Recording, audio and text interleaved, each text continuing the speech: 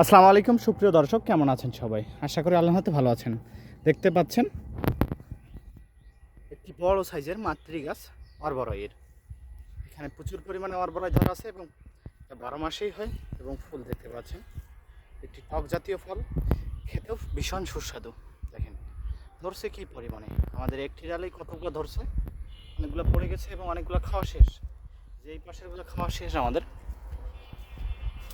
প্রত্যেকটা নতুন ডালের সাথে প্রচুর পরিমাণে ধরতেছে। এই দেখেন, এই যে দেখেন কি পরিমাণ আছে গাছগুলোতে।